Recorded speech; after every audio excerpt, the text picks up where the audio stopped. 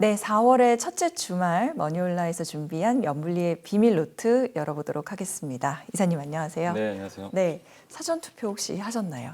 아니요, 저는 당일날 할 당일날 겁니다. 하시는 네. 걸로요. 네네. 네, 이번 주말이 뭐 사전 투표도 있고 또 식목일에다가 이제 벚꽃이 만개해가지고 네. 굉장히 마음적으로 좀 설레면서도 바쁜 그런 주말이 될 것 네. 같은데 어떻게 4월의 시작이었던 지난 한 주는 조금 저는 애매했습니다. 감정을 갖기가. 뉴스는 많았던 것 같고. 이슈는 되게 많은데 뭐 주식시장은 그냥 계속 왔다 갔다만 했던 것 같고. 그렇죠.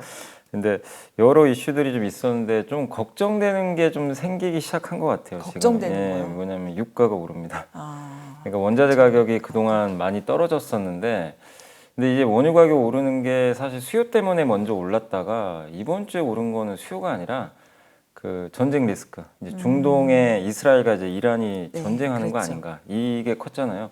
근데 그렇게 오르면 항상 증시가 안 좋았거든요, 사실 과거에도. 그래서 그런 충격이 나오다 보니까 미국도 많이 흔들렸잖아요. 그래서 조금 이제 2분기에 좀 변수는 유가 같아요. 이 유가가 좀 얼마나 빨리 또 안정화되느냐가 장세의 좀 성격, 그리고 기업들의, 그러니까 시장이 주도주도 바꾸거든요. 보통 유가가 강할 때는 뭐 방산주도 좋았지만 이제 원유 관련주, 에너지주가 좋았고 기술주는 별로 안 좋았어요, 항상. 그래서 엔비디아가 좋았는데 네. 이 색깔이 또 바뀌어 버릴 수도 있거든요. 그러니까 이제 우리가 봐야 될 거는 유가가 좀 어느 시점에서 안정화될지, 아니면 안 된다면 증시는 더 뭐 조정 받을 수도 있기 때문에 계속 좀 원유 가격 추이를 좀 이제 살펴봐야 된다는, 그 일주일간 제가 보면서 네. 좀 그 이쪽을 좀 신경 써야 되겠구나. 원유 가격 추이를 예. 살펴봐야겠다. 네, 그게 좀 중요해진 것 같습니다. 네. 사실 뭐 단순히 그냥 주유소에서 기름 넣을 때 기름이 싼지 비싼지만 네. 볼 게 아니라 그거를 지표로 하여튼 주가에도 연동해서 네네네. 살펴봐야 된다는 말씀으로 듣겠습니다.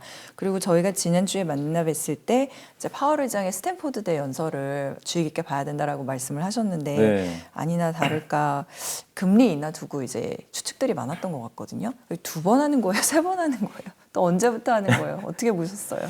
그러니까 지금 이제 연준 의장의 발언을 얘기를 들으면 3번이 맞아요. 연준 의장 생각은 지금 바뀌지 않았어요, 크게? 바뀌진 않은 것 같아요. 그러니까 뭐라고 했냐면, 아직까지 뭐 너무 급하게 할 필요는 없다고는 했는데 끝은 그렇게 얘기를 했지만, 지금 작년에 GDP가 어쨌든 3% 이상 증가했고 일자리도 300만 개나 창출됐기 때문에 성장과 고용도 지금 강한 상태다. 네. 그런데 노동시장이라고 그러죠. 이 고용시장이 엄청 뜨거운 게 아니라 어쨌든 이제 그 균형을 이루면서 좀 안정적으로 좀 이게 안정세를 좀 보여주고 있고, 왜냐하면 그동안 고용시장이 너무 뜨거웠거든요, 사실.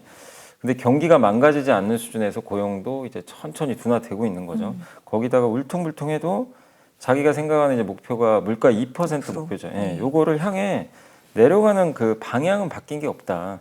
이렇게 얘기를 했거든요. 결국 그 얘기는 금리를 일단 3번 낮추는 것 자체는 지금 상황에서 뭐 큰 문제 없을 것 같다. 근데 또 반대로 생각하면 뭐 바꿀 수도 있다는 얘기예요. 사실 뭐 변수가 바뀌면. 데이터 봐야 된다. 데이터. 그러니까 근데 지금 정도의 수준이면 1, 2월에 물가 높았지만 그러나 그것 때문에 그림의 경로가 바뀐 건, 방향이 바뀐 건 아니니까 뭐 3번 정도 인하하는 거를 좀 간접적으로는 좀 여지를 줬다라고 좀 보시면 좋을 것 같고, 그 다음에 이제 연준의 입이라고 불리는 그 닉 티밀하우스 월스트리트 기자가 있어요. 항상 이제 이분이 그 연준의 좀 대변인 역할을 많이 하거든요. 그래서 보통 FMC 한 2주 전에는 연준 위원들이 아무 말도 못 합니다. 그러면 이 사람이 갑자기 나와서 한마디를 던져요. 그러니까 미리 좀 이게 소스를 받은 것 같더라고요. 그래서 22년도에 되게 유명했죠. 그래서. 네. 그래서 이 사람이 얘기를 했는데 실제로 그대로 됐어요. 그래요? FMC가. 예. 그랬던 이제 경우들이 많은데, 근데 이 사람이 이제 파월 의장의 연설을 보고 이제 했던 내용은, 일단은 이제 임금과 물가가 동시에 상승할 수 있다는 좀 우려가 있었잖아요. 그거를 좀 완화했다라고 연준 의장이 평가를 했다. 그 얘기는 금리 인하 이제 예정대로 한다는 거죠. 예.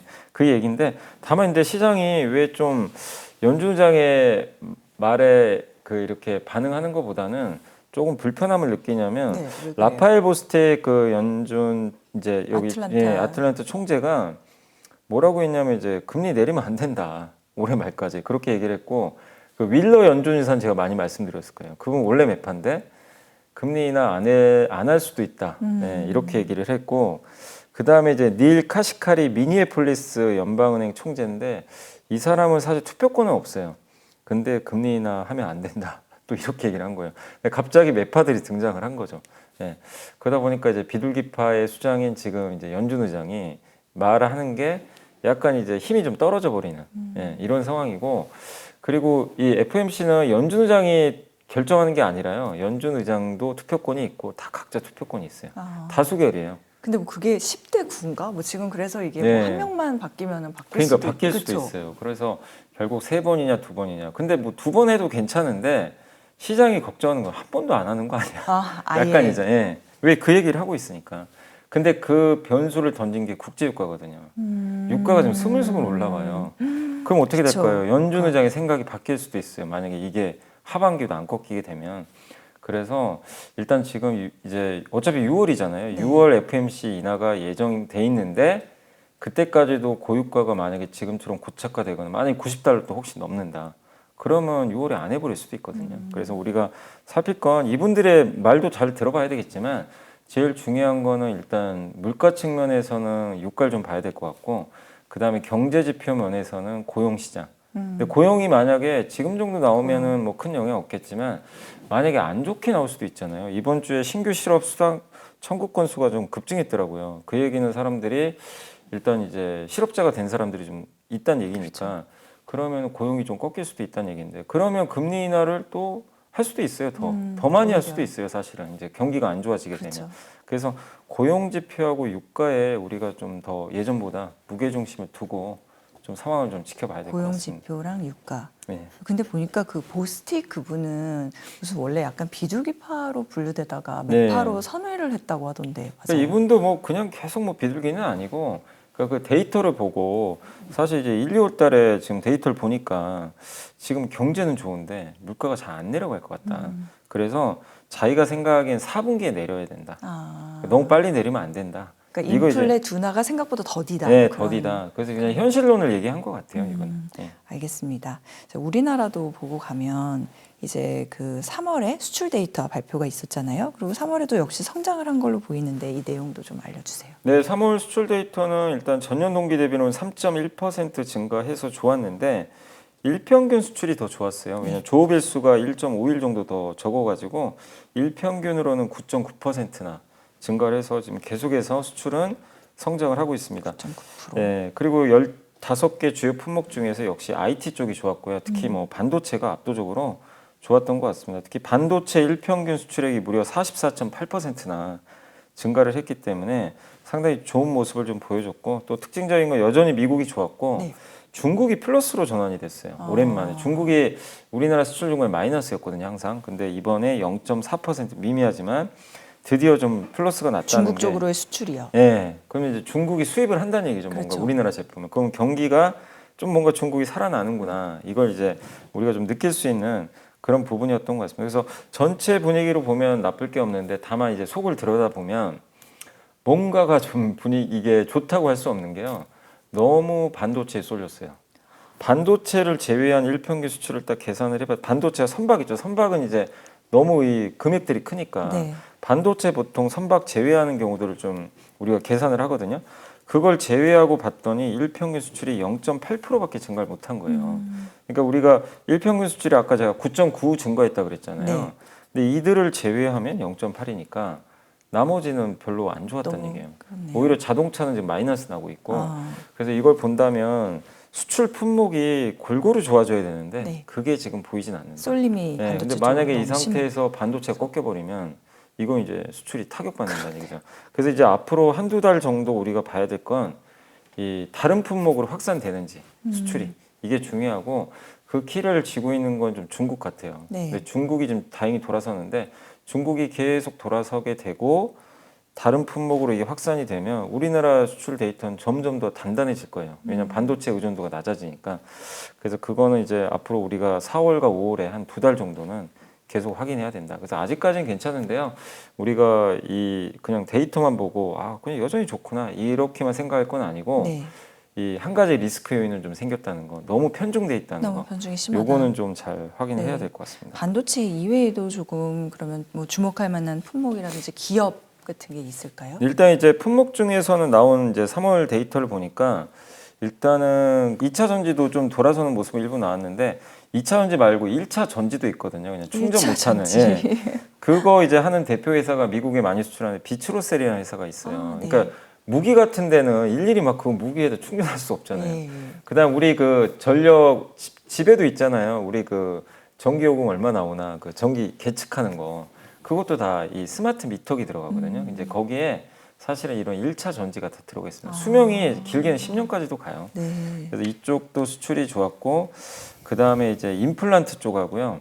그 다음에 이제 인바디가 만드는 그 우리 그 이렇게 건강검진할 때 체성분 분석기 많이 네네, 하잖아요. 네. 그런 거 그쪽하고 미용 의료기기도 좀 좋았다고 합니다. 그리고 APR 같은 이제 가정용 집에서 쓰는 피부 미용 의료기기 뷰티테크야. 예, 여기도 수출이 미국 쪽으로 많이 늘어났다고 하고 요새 유가 올라가서 좀 수혜 업종이기도 한데 그 피팅 파이프를 연결해주는 이관이음새라고 하는데 이쪽도 좀 데이터가 증가했고 또 미국 쪽으로 보일러 수출도 좀 늘어나고 있다고 합니다. 그리고 또 핫도그 수출도 좀 미국 핫도그요? 예, 냉동 핫도그 아, 예, 여기가 또 수출이 또 예, 석 달 동안 좀 감소했는데 네. 이번에 또 크게 미국 쪽이 늘어났고 음식료에서 역시 라면이 좋은 것 같아요. 라면은 그렇죠. 여전히 라면. 좀 좋은 모습이다. 그리고 TNL이라는 회사가 만드는 그 여드름 패치 여기다 여드름 패치 이제 붙이는 건데 네. 창상 피복제가 3월에도 수출이 좀 좋았다고 하고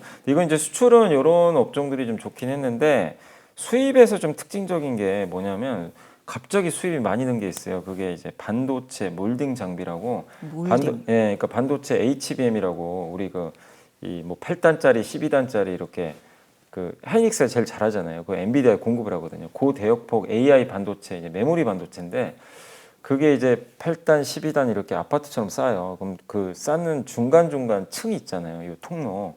거기다가 이제 몰딩이라고 해야 되거든요. 소재를 넣어서 이걸 꽉 채워줘야 돼요. 근데 이 장비 수입이 늘었다는 건 HBM 그 생산이 그만큼 지금 그러게요. 많이 늘어나고 네네. 있다는 얘기죠. 그러니까 이건 삼성한테도 좋은 좀 뉴스가 아닌가.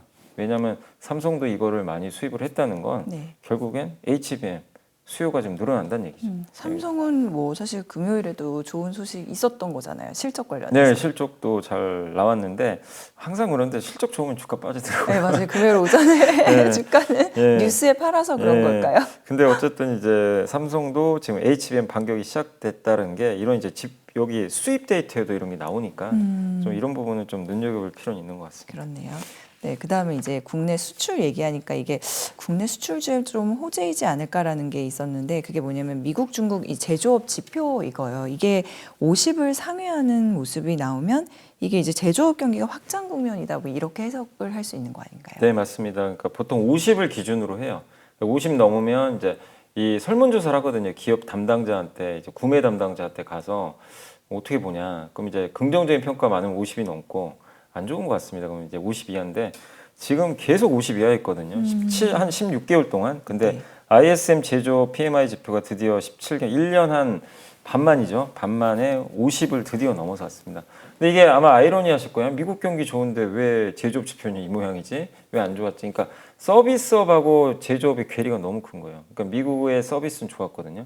제조업은 안 살아났어요. 그 이유가 21년도에 20년하고 21년도 코로나 때문에 기억하시겠지만 공급망이 붕괴돼가지고 한번 난리가 난 적 있잖아요. 그래서 수많은 제조 회사들이나 이런 이제 뭐 가전제품이나 이런 뭐 자동차 만드는 회사들이 이런 부품들 주문을 너무 많이 해놓은 거예요. 이제 과주문을 한 거죠. 네. 못 잡을까봐. 근데 그게 이제 공급과잉으로 가버린 거야. 그러니까 이제 제조 주문이 안 들어온 거예요. 지난 몇 년간. 이제 그게 이제 누적된 거죠. 근데 이게 이제 50을 넘었다는 건 이제 그게 끝났다. 그럼 이제 제조업은 재고가 그리고 또 많이 줄었거든요. 그러면 이제 앞으로 이런 제조업체들이 부품 주문을 많이 늘릴 가능성이 높다. 이렇게 보시면 좋을 것 같아요. 그게 이제 보여주는 시그널이 지금 이제 ISM PMI 지표고 또 한 가지는 이건 미국만 지금 좋은 게 아니라 중국도 드디어 돌아서고 있어요. 네. 중국의 제조 PMI도 50.8이 나왔는데 전월이 49.1이었으니까 굉장히 크게 점프를 했고 1년 만에 거의 최고치를 좀 경신을 했습니다. 특히 고무적인 게 신규 주문 지표가 따로 있거든요. 이게 53이나 돼요. 그러니까 1년 내에 최고치를 기록했는데 그만큼 지금 중국 제조 회사들이 설문조사할 때 우리 지금 주문 많이 들어오는 것 같습니다. 이렇게 설문조사를 한 거죠. 그래서 아까 우리 수출이 늘어난 거랑 좀 이렇게 약간 우리가 유추해 볼 수 있는 좋은 지금 데이터가 아닌가. 그래서 우리나라는 이렇게 G2라 그러죠. 미국과 중국의 제조업이 좋을 때 증시가 나빴던 경우는 별로 없습니다. 근데 둘 다 좋아지고 있어요. 근데 이게 좋아서 꺾이는 게 아니라 이제 막 50을 넘고 있잖아요. 둘 다. 그러니까 이렇다는 얘기는 한국의 제조업 사이클한테 상당히 좀 긍정적으로 볼 수 있는. 그러니까 둘 다 바닥에서 드디어 돌리고 있다. 다만 이제 이게 한 번 넘어오는 게 중요한 게 아니라 이제 연속적으로 유지를 해주느냐. 그거는 좀 데이터로 또 관찰을 해야 될 것 같습니다. 네, 오늘따라 좋은 뉴스라서 그런지 기대감이 생겨서 네. 그런지 이사님의 설명이 더 귀에 쏙쏙 와닿는 것 같습니다.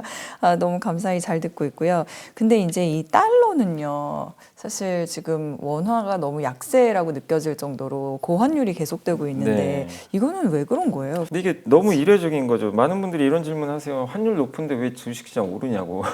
왜냐면 보통 고환율일 때 빠지거든요. 반대로 가요. 원달러 환율과 코스피는 항상 역외관계였어요. 네. 그렇게 저도 배워왔고 아, 왜냐하면 환율이 오르면 달러 강하니까 우리나라 원화자산 팔죠 당연히. 팔고 이제 미국 달러를 살 거 아니에요. 우리나라 사람들이. 예. 그리고 미국도 마찬가지고. 미국도. 왜냐하면 그렇죠, 우리나라 원화 그렇죠. 투자하면 손해 보잖아요. 네. 근데 그리고 달러가 항상 이렇게 강할 때는 뭔가 글로벌 경기가 안 좋거나 달러는 안전자산이거든요. 그렇죠. 근데 이번엔 반대예요. 달러가 이렇게 오르는데 증시가 같이 갑니다. 그러니까 저도 왜 이런 그래요? 경우는 거의 본 적이 왜 없는데 그러죠?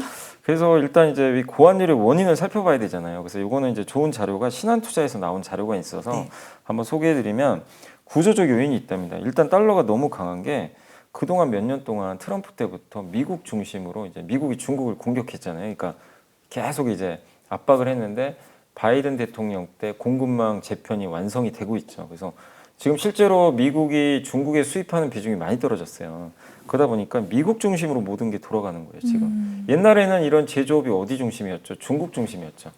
그러니까 이 힘의 균형이 미국으로 많이 가다 보니까 당연히 그 나라 통화 가치는 강할 수밖에 없는 거죠. 거기다가 AI를 또 미국이 주도하고 있고 그렇죠. 이것도 마찬가지고. 근데 여기에 환율은요 항상 상대평가니까 달러가 강하다는 거는 미국은 좋은데 뭔가 다른 나라에 문제가 있다는 얘기거든요. 그 이유 중에 하나가 유럽도 경기가 안 좋았죠.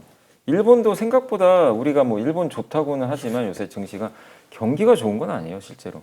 예. 그리고 중국은 경기 당연히 안 좋았고. 네. 이러다 보니까 비미국 국가들의 체력이 너무나 약했습니다. 그래서 여기에도 데이터가 나온 게 2010년 대비해서, 그러니까 2019년 대비해서 2023년까지 성장률을 봤는데 미국은 8% 성장했거든요. 유럽은 3%, 일본이 1%밖에 성장을 못한 거예요. 그러니까 이제 상대평가 관점에서 유로화가 엔화는 약할 수밖에 없었던 거죠. 네, 그래서 이런 것들이 구조적으로 달러 강세를 일단 만들었다. 이건 일시적인 요인이 아니다. 그리고 두 번째가 우리 한국의 개인 투자분들이 미국 주식을 이제 많이 한 거죠. 네. 그러니까 왜냐하면 이제 우리나라 원화 팔고 그럼 달러 사는 거잖아요.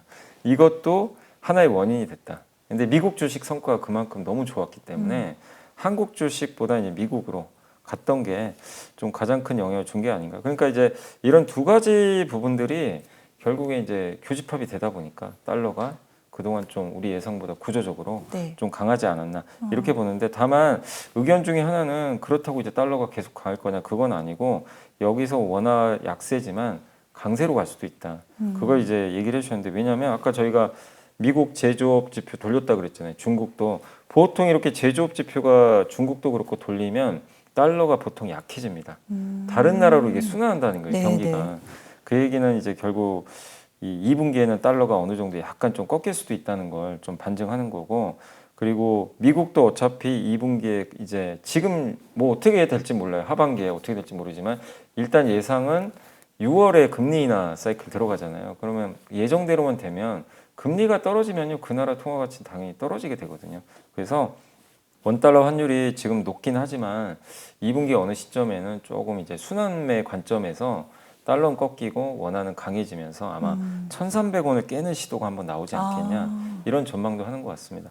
그래서 지금은 이런 요인들 때문에, 그러니까 뭔가 글로벌 경기가 뭐 망가지고 뭔가 위기가 생기고 막 그래서 달러가 강하면 증시는 항상 부러졌는데, 이번에 달러 강한 거는 사실 그거랑 무관하잖아요. 때문에. 네. 또 해외 주식 투자 많이 하는 거는 글로벌 경기랑은 아무 상관, 그러니까 우리나라 증시에서 돈이 빠져나온 건 맞지만, 그렇죠. 예, 근데 또 반도체가 또 좋다 보니까 외국인은 또 주식을 또 우리나라 걸 대신 사잖아요. 사주고 있거든요. 그래서 영향이 좀 상쇄되는 것 같아요.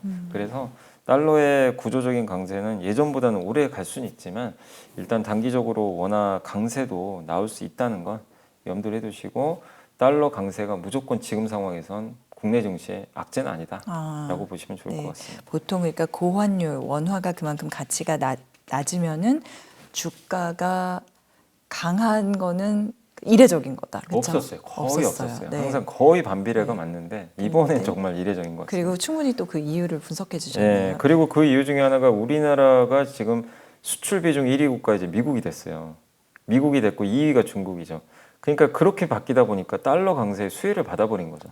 미국 경제 좋으니까 우리나라 기업들이 같이 그렇죠. 실적이 좋아지는. 예, 그러니까 그런 구조적인 변화도 네. 과거랑 달라진 것 같아요. 그래서 이게 투자하실 때 항상 염두에 둘 게 옛날에 그 공식이 무조건 맞는 건 아닌 것 같아요.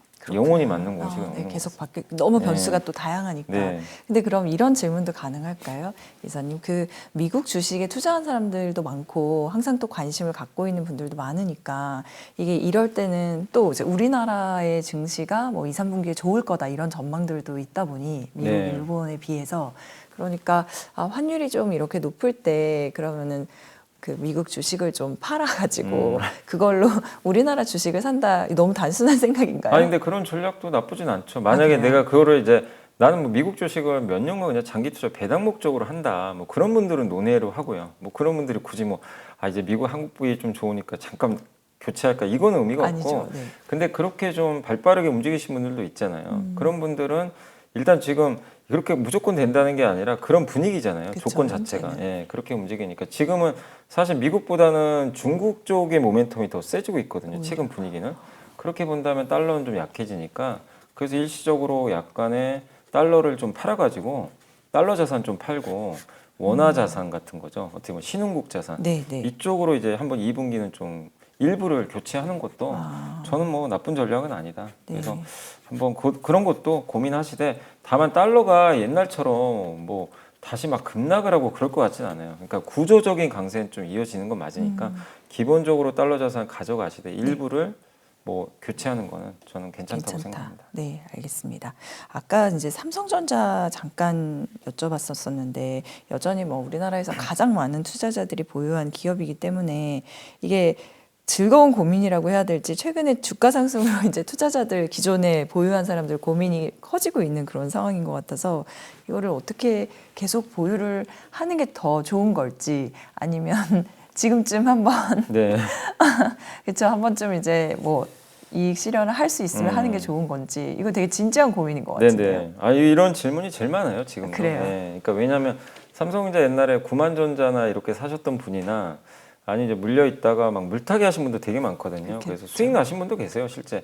근데 이제 몇 년 만에 수익권에 이제 오니까 이제 고민이 되는 거죠. 그쵸. 이거를 안 팔아서 또 손해를 봐야 되나. 근데 또 더 올라갈 것 같고 진짜 어렵잖아요. 뭐 누가 그걸 알겠습니까? 그래서 당연히 고민이 크신데 그래서 지금 많은 분들의 이제 고민을 한번 덜어드리기 위해서 꼭 정답이라는 건 아니고 네. 그래서 시적절하게 또 신한투자에서도 보고서가 하나 나왔어요. 주도주 삼성전자를 준비하는 전략적 자세. 여기에 이름 실제 저는 이거 읽어보고 제목이 그래가지고 읽어봤는데 저희 투자자들이 썸네일에 반영할까 봐요. 원하는 대답이 여기 들어있구나. 어떤 내용인데요? 저도 약간 여기 동의하거든요, 사실. 네. 읽어보고. 삼성전자는 우리 한국에서 되게 특별한 기업이에요. 주식시장에서 위치가. 왜냐면 단일 기업인데 비중이 너무 커요. 그래서 코스피에서 25.4%고요.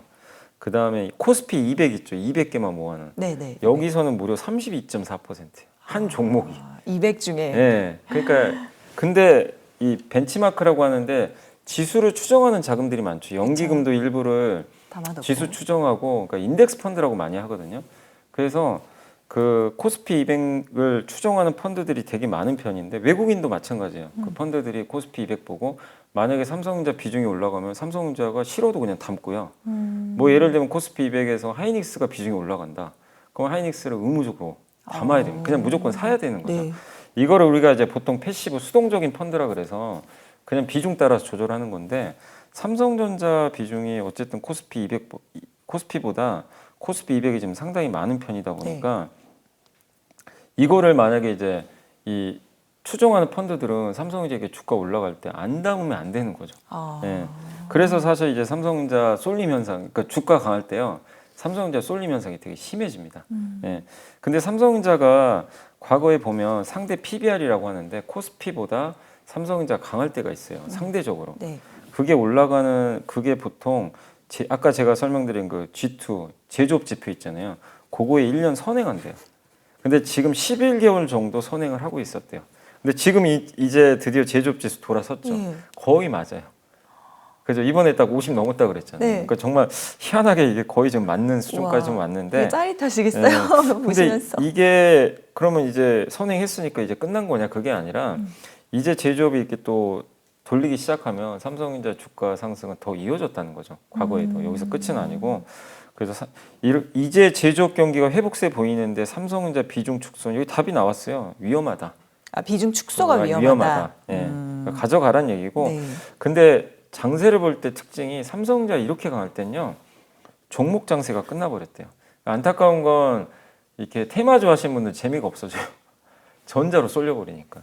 왜냐하면 그렇겠네요. 우리나라는 그렇겠네요. 자금이 좀 부족한 시장이다 보니까 뭘 팔고 사야 돼요. 네. 그래서 교체해야 된다는 거죠. 아. 그래서 그런데 피해받는 기업이 나올 수도 있어요. 아. 그건 좀 어쩔 수 없는 근데 이거는 항상 그랬기 때문에. 이거 어떻게 알 수 있어요? 그걸로 피해받는 기업이 뭐가 될지는. 그러니까 멀쩡한 기업들인데 예를 들면 이제 삼성전자가 만약에 오를 때 네. 뭐 예를 들면 2차 전지가 빠진다거나 뭐 예를 들면 바이오가 빠진다. 아. 근데 실제로 그랬거든요. 오히려 그럴 땐 또 매수 기회가 될 수도 예, 있고. 근데 내가 만약에 나는 좋은 2차 전지나 바이오를 좋게 본다. 네, 앞으로. 근데 수급 때문에 빠지네 삼성전자. 그러면 기회가 되는 거죠. 그러니까 그걸 불편할 필요는 없어요. 근데 시장이라는 게 항상 그렇게 움직이니까. 뭐 미국도 이거는 마찬가지예요. 엔비디아가 막 갈 때 다른 업종 빠지기도 하거든요. 예, 그래서 그건 좀 어쩔 수 없는 부분인데 그래서 삼성전자를 지금 함부로 줄이면 안 된다는 거죠. 아직은 이제 시작하고 있기 때문에 그렇게 보시면 되겠고 그리고 당연히 그러기 때문에 대형주가 중소형주보다 수익률이 좋았고 다만 코스피 수익률은 조금 달랐대요. 삼성전자가 코스피에 있으니까 삼성전자 좋으면 코스피 당연히 성과 좋은 거 아니냐? 그건 아니었던 게 두 번은 삼성전자가 압도적으로 좋았는데 수익률이 안 좋았대요. 코스피가. 지수가 못 올랐다는 얘기예요. 그 사례가 두 번 있었는데 2011, 12, 2019, 20년. 근데 왜 그랬냐면 그때는 미국 경기가 다른 비미국보다 좋았던 시기래요. 그러니까 미국이 압도적으로 좋을 때는 다른 나라보다 그러면 그럼 지금 미국이 더 좋은 거 아닌가 이럴 수 있죠. 근데 지금 분위기는 약간 중국 쪽으로 또 약간씩 바뀌어가니까. 중국. 예. 그래서 아무래도. 관건은 뭐냐면 코스피가 좋아지려면, 그러니까 아까 제가 수출도 그렇고 지금 너무 반도체만 쏠렸다 그랬잖아요. 근데 이게 좋아지려면 중국이 살아나야 되거든요. 중국 데이터가. 근데 만약에 미국보다 중국 데이터가 좋아지면 코스피도 같이 가는 거예요. 지수가 그냥 대형주 쪽으로. 근데 그게 안 되면 그냥 삼성전자 혼자 오르다 끝나버릴 수도 있는 거죠. 그래서 그거는 미국보다 비미국이 좋은지를 우리가 좀 체크해 보시면 좀 좋을 것 같습니다. 그래서 전략은 일단 삼성전자를 계속 비중을 확대하고 네. 대형주가 더 낫고 네. 그 다음에 항상 같이 가는 섹터가 하나 있대요. IT 하드웨어. 여기가 이제 디스플레이도 있고 뭐 예를 들면 반도체에서도 뭐 부품 회사 있죠. 부품이나 뭐 소재주도 있을 거고 아니면 스마트폰 부품 회사도 있을 거고. 그러니까 IT라고 이제 IT 하드웨어라 그러죠. 소프트웨어 말고 통칭해서 IT 하드웨어가 보통은 삼성전자랑 같이 갔는데 이번엔 지금 같이 안 갔대요. 삼성전자만 갔다는 거죠. 왜냐하면 그동안 삼성전자가 감산을 하다 보니까 여기 이제 낙수 효과가 못 생긴 건데 그러나 상대적으로 이렇게 소외됐던 쪽에 이제 당연히 봄바람이 또 불 수도 있다. 그래서 IT 하드웨어도 같이 보자. 그래서 뭐 일단 삼성전자 이렇게 올라갈 때 특징들을 좀 설명해 드렸는데 네, 너무 근데 유익합니다. 어쨌든 삼성전자는 일단은 좀 보유하신 분이라면 네. 뭐 나중에 결과는 모르지만 일단 지금은 보유하는 게 더 낫지 않나 이렇게 판단을 하고 있습니다. 가진 자 우위의 장이라고 네. 일단은 보겠습니다. 자, 그리고 이제 그 반도체 관련해서 한 가지 좀 더 여쭤보면 이게 미국이 지금 중국에 가하고 있는 어떤 반도체 수출 통제에 한국도 동참해달라 뭐 이런 보도가 있었는데 이거는 한국 반도체 기업들한테는 어떤 타격이 있을까요? 일단 이제 뉴스만 보면 좋은 건 아니죠. 이게 언론 보도상 그러니까 비메모리 반도체 같은 건 14나노. 우리 지금 삼성이 지금 하고 있는 게 2나노, 3나노까지 가는데 14나노 제품하고 메모리는 18나노. 우리 한국의 기업들이 14나노 이하 제품을 첨단 이제 주력을 좀 만들고 있거든요. 네. 근데 이제 18나노 이하니까 뭐 어떻게 보면 그냥 반도체 수출하지 말라는 얘기잖아요, 지금. 그런데 여기에 언론 얘기니까 아직은 이게 미국 입장인지 잘 모르겠습니다. 근데 거기에 나왔던 회사를 콕 집어서 얘기가 돼 있어요. 삼성전자, SK하이닉스, 한미반도체, 주성엔지니어링. 이 기업들의 특징이 중국 비중이 좀 높은 편이에요. 네. 그러니까 이들한테 반도체 수출 다 하지 말라는 게 아니라 통제를 일부 품목은 하지 마라. 이제 이런 요청인 것 같아요. 근데 여기서 이제 다올투자증권의 한 애널리스트가 이거에 대해서 이제 언급을 해주신 걸 보니까 뭐냐면 이미 그래서 대응을 하고 있었대요. 우리나라 업체들이. 그래서 큰 영향은 없다고 합니다. 그래서 현재 이제 우리나라가 중국에 수출하는 장비는 아까 제가 18나노 이하라 그랬잖아요. 19에서 20나노 용으로 수출을 하고 있대요. 그러면 네. 이 제재하고는 무관하거든요. 그래서 이미 작년부터도 이렇게 대처를 좀 해왔고, 그리고 이런 내용들이 이번에만 나온 게 아니라 3년 전부터 계속 제재가 꾸준히 나왔어요. 뉴스도 나오고. 그럼 새로운 얘기. 네, 그래서 소부장 걱정할 기업들이 건 이미 없구나. 대처를 하고 있었다고 네. 합니다. 그래서 실제로는 이런 부분들은 큰 영향을 안 줄 것 같다. 네. 그래서 불편하긴 하지만 뭐 너무 우려할 필요는 없을 것 같고, 그러나 다만 우리가 생각해야 될 건 왜 이렇게 그럼 미국이 집중적으로 규제를 하느냐. 왜냐하면 중국이 지금 방심하다가 지금 계속 쫓아오고 있어요. 반도체를 계속 만들어요. 지금 올해도 중국의 창신 메모리, 양쯔 메모리, 푸젠지나 3대 메모리 기업이 무려 8.6조 원을 투자를 해서 작년보다 90% 투자액을 늘린대요. 그러니까 미국이 규제하면 포기할 줄 알았는데 네. 아닙니다. 그냥 끝까지 가겠다는 거예요. 그러니까 미국 입장에서는 틈을 안 주겠다는 거예요. 이거 만들면 미국도 타격받고 하니까.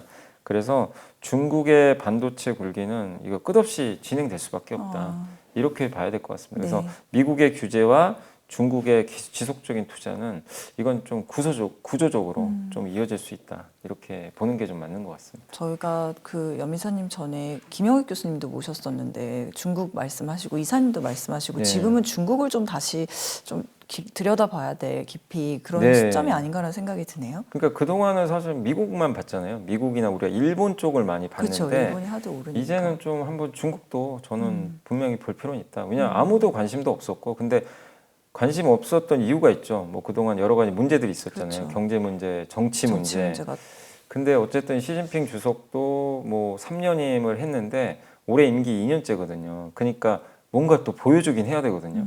근데 경기가 계속 안 좋으면 이제 그 다음에 또 임기가 또 돌아올 때 난처할 수도 있고, 그렇죠. 그리고 어쨌든 중국 경기도 실제 지금 데이터는 좋아지고 있어요. 그걸 보면 우리가 잊혀졌던 중국도 한 번은 들여다보되, 다만 중국을 장기 투자하기엔 아직 리스크가 크죠. 그렇지만 2분기에는 저는 개인적으로 미국보다는 좀 중국이 더 낫지 않을까 네. 이렇게 생각을 하고 있습니다. 알겠습니다. 자, 그러면 이번 주에 외국인 기관 개인 매수 종목 또 상승한 업종 정리해 볼까요?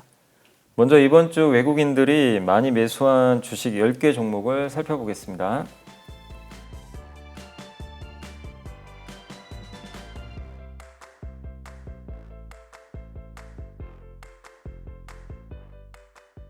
이번에는 기관들이 이번 주 많이 담은 10개 종목을 알아보겠습니다.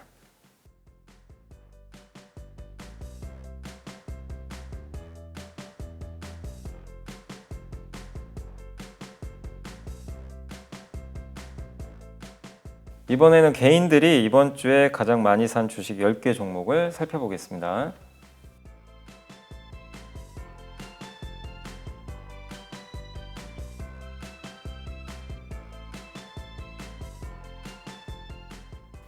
이번에는 이번 주 상승한 10개 업종을 살펴보겠습니다.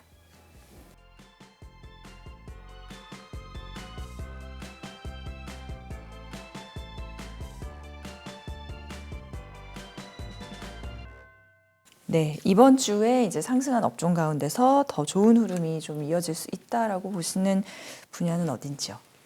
이번 주에 정말 많이 좀 올랐던 업종이 그 전선 업종입니다. 전선이요. 왜냐면 구리값이 계속 말씀하셨던 근데 거네요. 구리값이 지금 또 거의 한 2년 만에 1년인가 2년 만에 거의 최고치를 또 돌파한 것 같더라고요. 그러니까 구리값이 연동되다 보니까 전선주가 좋았는데 이게 원자재 가격이 지금 바로 막 꺾일 분위기는 아니거든요. 네. 그래서 전선주도 조금은 더 저는 이어질 가능성이 좀 있다라고 좀 보고 있고, 전선주. 예. 그다음 유가도 지금 일단은 방향을 위로 잡아버렸거든요. 그래서 약간 증시에 좀 부담이 되긴 하지만 원유 관련해 가지고 일단 정유 업종하고요. 그 다음에 피팅이라고 이제 관이음새라고 하는데 그게 이제 보통은 유가가 강하면 그 중동 국가들이 이제 돈을 많이 버니까 이런 플랜트들 정유 플랜트를 많이 만들어요.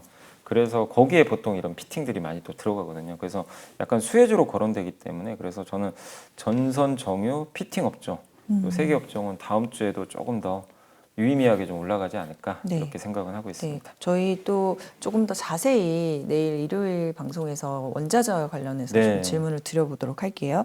자, 그리고 이사님께서 선정하신 이번 주 보고서 또 봐야죠. 하나증권의 윤재성 신홍주 연구원님이 제목이 뭐냐면 이제 정유회사죠. 엑소모빌의 세계 최대 블루수소 암모니아 프로젝트. 저도 이게 흥미로워서 이제 한번 읽어봤는데 결론은 뭐냐면 지금 신재생 에너지로 이제 탄소 중립해야 되잖아요. 그러려면 화석연료 없애고 신재생으로 가야 되잖아요. 태양광, 풍력. 근데 이제 그거를 반박하는 내용이에요. 그러지 않고도 신재생, 그러니까 탈탄소 할 수 있다.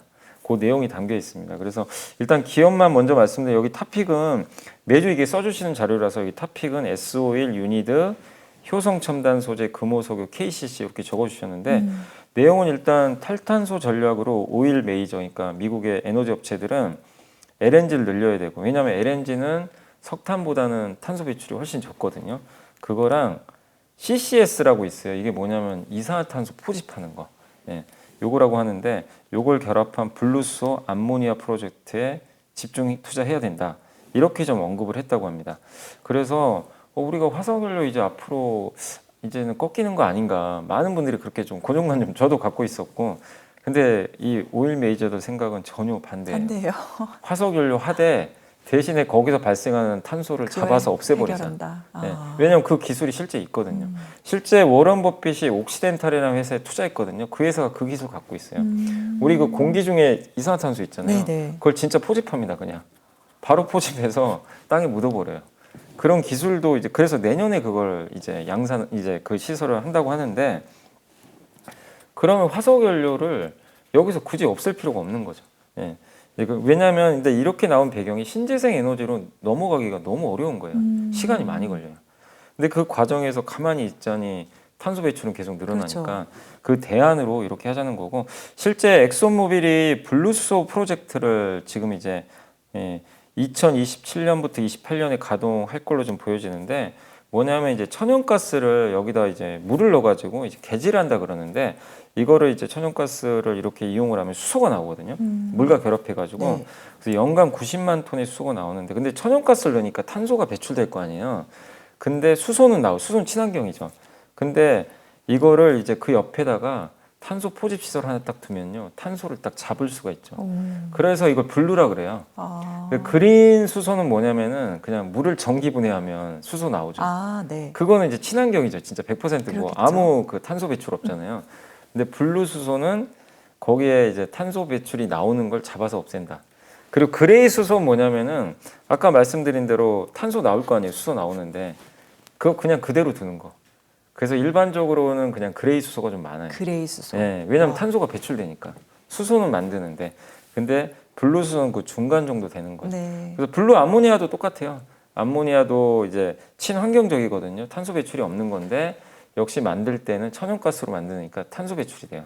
그래서 옆에서 CCS 시설을 딱 해놓으면 이거를 이제 그 우리가 탄소 배출을 이제 줄일 수 있다라고 보시면 좋겠습니다. 그래서 이거를 해서 연간 1천만 톤의 이산화탄소를 운송하고 또 이산화탄소를 그러면 버리는 게 아니라요. 이산화탄소는 많이 쓰여요. 실제로 다이아몬드 그 가공할 때도 들어갑니다. 이산화탄소가. 그래서 그걸 저장했다가 또 운송하는 거죠. 그래서 이런 시설을 이제 텍사스 베이타운에 네. 지금 이제 그 건설을 하고 있다고 하는데 이렇게 되면 어쨌든 화석 연료를 쓰면서도 그 탄소 중립으로 갈 수 있는 그런 분위기를 또 만들 수 있기 때문에 긍정적으로 보고 있는 것 같고요. 또 거기다가 일본의 제라라는 일본 최대 전력 생산 업체가 여기 엑소모빌의 이 시설에서 블루 암모니아를 50만 톤 구매하겠다는 계약을 체결했대요. 여기서 100만 톤 생산되는 거에 절반을 자기가 가져가겠대요. 근데 왜 그럼 암모니아 어디다 쓰려고 가져가냐? 비료에 쓸 것도 아니고. 맞아요. 어디에 써요? 그러니까 석탄 발전 있죠. 석탄 발전에다 암모니아를 집어넣어요. 네. 그러면 집어넣은 만큼 탄소 배출 줄어들어요. 그래요. 그러니까 100% 와. 석탄 발전만 하면 탄소 배출 많잖아요. 그렇죠. 거기다 예를 들면 50을 암모니아를 블루 넣어버려요. 암모니아를 넣으면 그러면 이제 이론적으로는 50만큼이 줄어드는 거죠. 그러니까 이걸 혼소 발전이라고 합니다. 혼소 발전이요. 예. 그러니까 이제 우리가 이제 앞으로 신재생 에너지 하려면 태양광 발전이나 이런 걸로 가야 되지만 그럼 기존의 뭐 석탄 화력 발전 다 없애야 되냐? 그러게요. 그거 쉽지 네, 않잖아요. 전력 필요한데. 그래서 이제 그 중간 단계로 블루 암모니아를 넣어버리는 거예요. 오늘 많이 배웠. 네, 그래서 그걸 혼소 발전. 그래서 저도 이제 이런 걸 읽으면 생각이 바뀐 게 화석연료가 뭐 대부분 다 좋게 생각하시는 분 없잖아요. 약간 이 발상의 공해가- 전환이 오는 느낌도 들고. 근데 이렇게 하면 이거는 트럼프도 좋아할 이슈죠. 왜냐하면 트럼프 신재생을 싫어하는데 그린피스는 싫어하겠지만. 화석연료를 하면서도 친환경 같이 할 수 있는 그림이 그려졌는데, 근데 이게 왜 중요하냐면 이거를 하려면 그러니까 암모니아라든가 이런 데서 수소도 나오고 이산화탄소가 이제 나올 거 아니에요. 네. 이게 저장을 해놓을 거 아니에요. 그럼 어딘가로 운송을 다 해줘야 되거든요. 우리나라 조선주한테 좋은 거예요. 왜냐하면 암모니아 지금 운반선 수주 많죠. 거기다가 작년에 현대미포가 액화 이산화탄소 운반선도 하나 수주했거든요. 그러니까 저장한 이산화탄소 옮겨야 됩니다. 근데 그건 배로 옮기려면 액화시켜야 돼요. 다.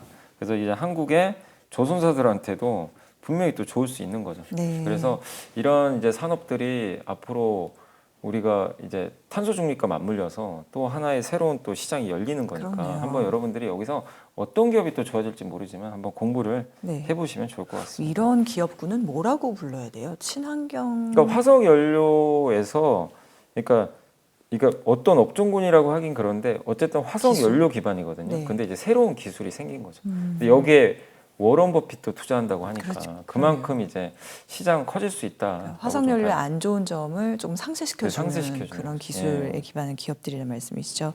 네. 네, 그러면 토요일 순서 연불리의 비밀 노트는 여기까지 들어보도록 하겠고요. 저희가 또 내일 또 중요한 질문들 많이 있거든요. 뭐 내일 좀 다시 집중해 주시면 감사하겠습니다. 내일 다시 뵙겠습니다. 고맙습니다. 갑자기 좀 뭔가 많이 바뀌는 것 같아요. 그리고 지난주였나 그 뉴스 중에 좀 눈에 띄던 하나 김승현 회장이 5년 동안 두문불출했는데 하나 에어로스페이스 사업장이 갑자기 나타난 거예요.